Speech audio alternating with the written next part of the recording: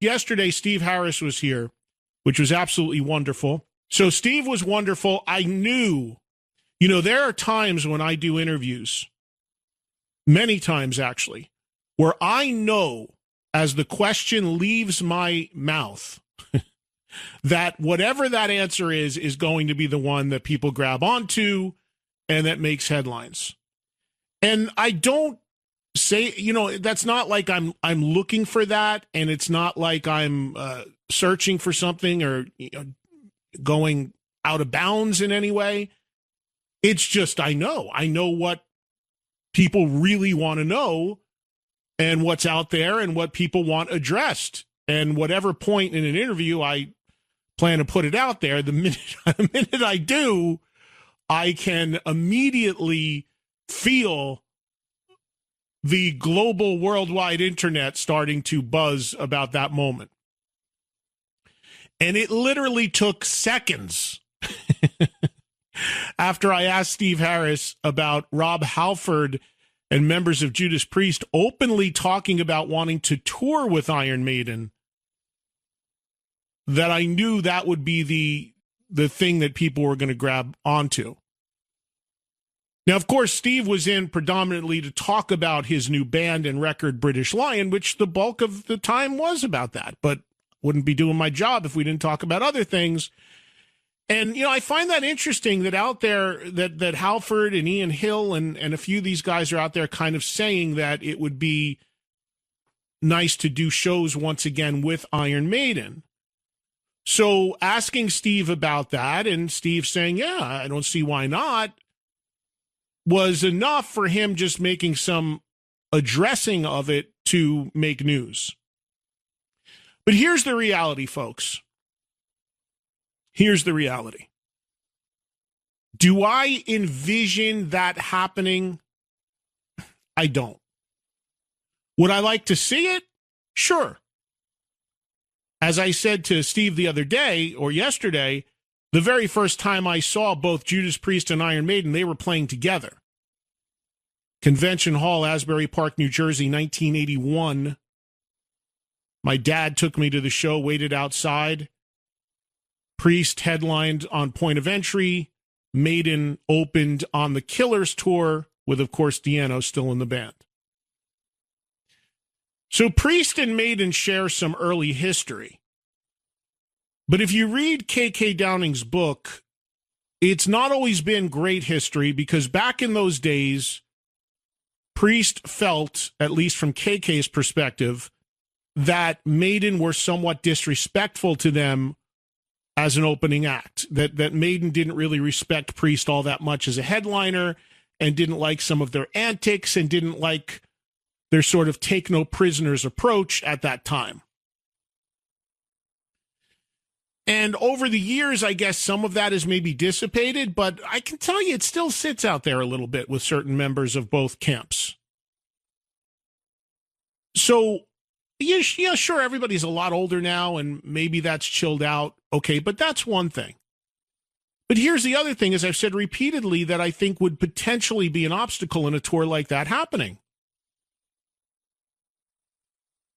Being brutally honest, simply speaking from a facts standpoint, absolute fact, by every measure,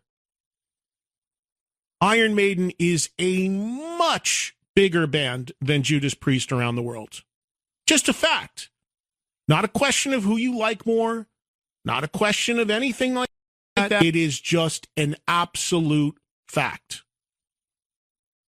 Just look at the difference in audience and venues, and I mean, it's not even a comparison right now. Now, the other argument there, the flip side to that, is Judas Priest predates Iron Maiden. Judas Priest, I've said many times, is the second most important band in the history of heavy metal after Black Sabbath.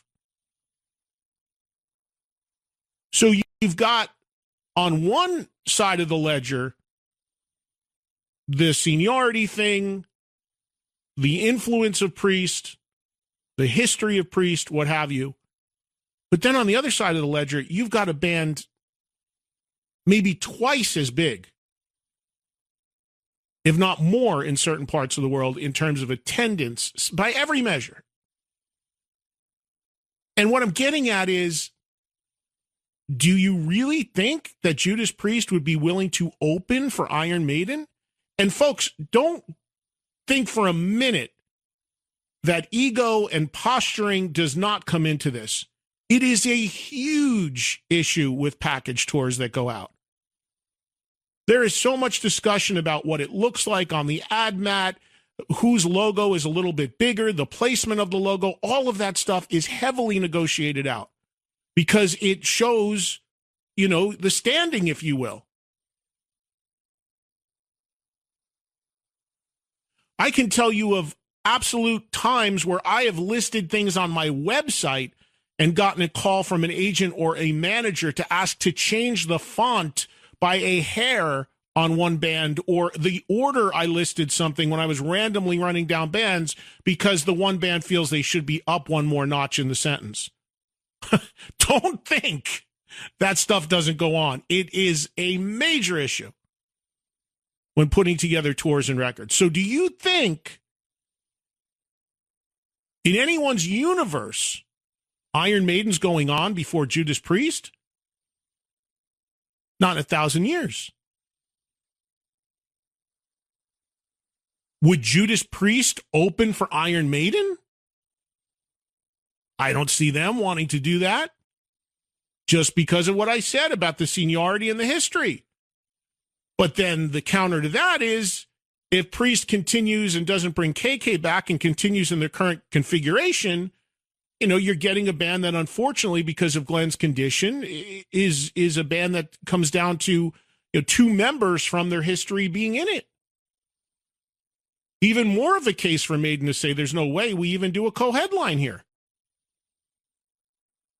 But the only reason why I could almost say you could almost think this could happen and Priest could possibly open and could be willing to open for Maiden is because they're willing to open for Ozzy in Europe. And that really surprised me. So, possible, I guess. Maybe Priest figures that because, unfortunately Glenn can't be a part of it and the band's a little different now in terms of personnel, that they're willing to sort of try to reestablish it a little bit by going out and doing things like playing before Ozzy or playing before potentially Maiden. But I don't see any way on earth that Maiden would be willing to open for Priest. It just wouldn't, they just don't need to do that. So that is a huge obstacle, and it's nice for Rob or Ian to think about wanting that to happen, and it's nice what Steve said yesterday, and on the surface, that's all, the right answer, and we'll see. I guess that's up to, you always deflect it to sort of managers and agents, but what have you, and but when it comes down to pulling that apart, the politics, the ego, the history, the positioning, that stuff plays a huge role and is a huge part of the reason why it hasn't happened before. Is it great on paper? Does it sound like a great idea? If you're a classic metal fan, is it a dream, Bill? Sure. Now, look, if in some way, shape, or form, Priest found a way to reconcile with KK and include him back in, I think that changes the balance a little bit because you're bringing back another original member. And that's meant with no disrespect to whether it be Andy Sneap or certainly Richie Faulkner. But you just talking honestly here, which most people don't do, but that's the reality. So we'll see. It's nice to bat around as fans. It's nice that some of the Priest guys threw it out there publicly. It's nice what Steve said yesterday. But, man, there is so much more that has to go on behind the scenes. But, hey, you never say never. We are in a world now where everybody is willing to do anything these days in terms of reuniting. Hell, look no further than the Robinson brothers announcing a Black Crowes reunion. The offer gets substantial enough, anything is possible.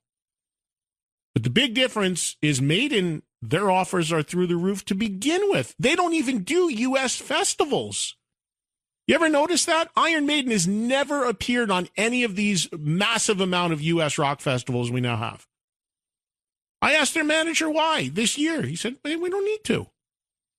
Why would we share the bill with anybody else? Why would we play by the rules of a festival? We can do our own festival.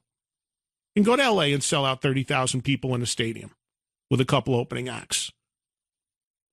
So it all comes down to who needs what and money and draw and what makes the most sense. So anyway, that, needless to say, was something that came out of yesterday's interview. But overall, there was so much more to chew on, and I hope you guys go back and enjoy the interview with Steve if you missed it yesterday. I appreciate him coming in, and we had a good conversation.